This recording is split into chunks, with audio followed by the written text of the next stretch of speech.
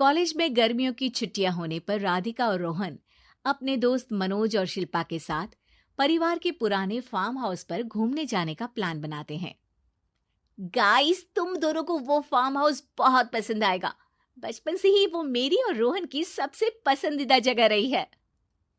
पर मैंने तो इतने सालों में तुम्हारे मुंह से कभी फार्म हाउस का नाम तक नहीं सुना। बचपन में फार्म हाउस जाते थे, लेकिन फिर अचानक सबने वहां जाना बंद कर दिया और वजह कभी किसी ने बताई नहीं। पर अब हम चारों मिलकर वहां धमाल करेंगे।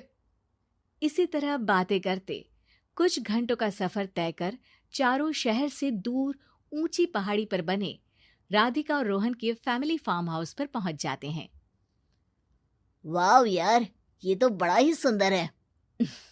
पूरा घूमोगे तो और अच्छा लगेगा, लेकिन उससे पहले सब फ्रेशन अप हो जाओ, फिर साइट सीइंग के लिए जाएंगे। राधिका और रोहन अपने अपने कमरे में चले जाते हैं, लेकिन मनोज और शिल्पा घर में घूमने लगते हैं, जहां शिल्पा की टक्कर हॉल के बीचों बीच रखी एक पुरानी लकड़ी की कुर्सी से होती है। आह, लग गई रे माता, इस कुर्सी को बीच में किसने रखा हुआ है? अरे तेरे स्वागत के लिए भूत ने रखा होगा। ओए, तुझे बात हंसी आ रही है? जब खुद टकराएगा तो पता चलेगा।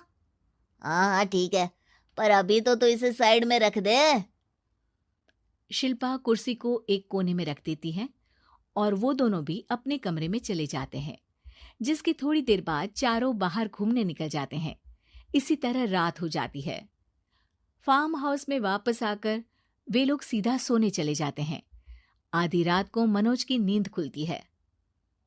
बड़ी तेज प्यास लगी है, पानी साथ लेकर सोना चाहिए था। अब रसोई तक जाना पड़ेगा। मनोज आंखें मलते हुए कमरे से हॉल में आता है और अचानक रास्ते में रखी कुर्सी से टकराकर जमीन पर गिर जाता है। अरे मर गया रे दादा।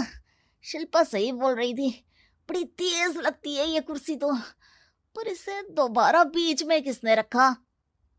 मनोज एक बार फिर उस लकड़ी की कुर्सी को कोने में रख पानी पीकर कमरे में चला जाता है। अगली सुबह जैसे ही चारों की नींद खुलती है तो उन्हें अपने बेड के पास साइड टेबल पर चाय का कप रखा मिलता है, जिसे देख वो खुशी खुशी चाय पीकर तैयार होकर कुछ देर बाद हॉल में मिलते हैं। थैंक यू यार राधिका, मुझे नहीं पता था कि तू इतनी अच्छी चाय बनाती है। वैसे मुझे उस बेड टी की बहुत जरूरत थी। ये और चाय, अरे इसे तो पानी तक उबालना नहीं आता। मतलब तूने हमारे लिए चाय बनाई क्या दोस्त? अरे चल पागल है क्या, इतना भी प्यार नहीं है मुझे कि तुम्हारे लिए बेड टी बनाऊं।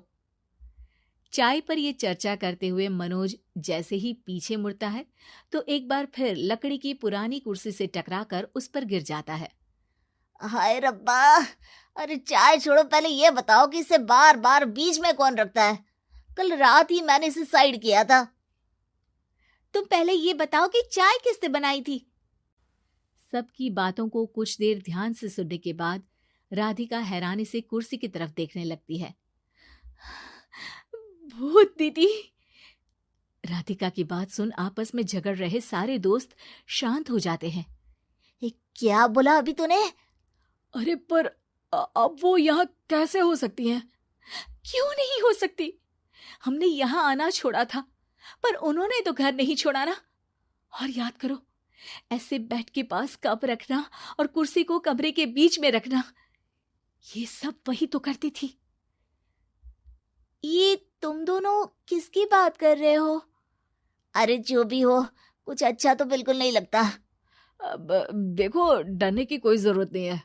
वो सालों से इस घर में रहने वाली भूत दीदी है। वो बचपन से ही हमारे यहाँ आने पर एक बड़ी बहन की तरह हम दोनों का ख्याल रखती हैं। ओए, पगला गया है क्या? शिल्पा, मुझे यहाँ नहीं रहना, तू भी मेरे साथ ही चल। ये दोनों तो पागल हो गए हैं। जहां मनोज डर से वापस जाने की बात कर रहा होता है, वहीं शिल्पा अपने फोन में बिजी होती है। क्या तुम्हें यहाँ की सिचुएशन समझ में नहीं आ रही जो फोन में लगी हो? जिसे जो करना है करो, मैं तो जा रहा हूँ। मनोज हड़बड़ाहट में अपने कमरे की तरफ जाता है, जिसके साथ राधिका और मोहन भी उसे रोकने के लिए पीछे पीछे जाते हैं, लेकिन शिल्पा वो तो अभी भी फोन में लगी रहती है। कुछ देर बाद जब वो तीनों दोबारा हॉल में वापस आते हैं तो शिल्पा को सबके पैक्ड बैग्स के साथ देखकर हैरान रह जाते हैं। ये सब क्या है शिल्पा?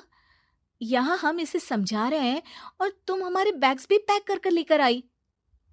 अरे आखिर में फोन से बाहर निकलकर कुछ किया तो सही इसने। दोस्तों देखो, कल से हम यहाँ हैं। भूत दीदी ने कुछ किया नहीं ना? फिर डर क्यों रहे हो?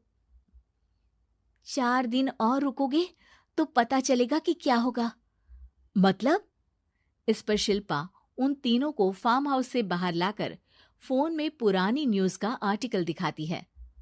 सालों पहले यहाँ रह रही औरत ने अपने दोनों बच्चों को सुबह सुबह दूध में जहर पिलाकर मार दिया और फिर हॉल में उस कुर्सी पर खड़े होकर खुद भी फांसी लगा ली थी।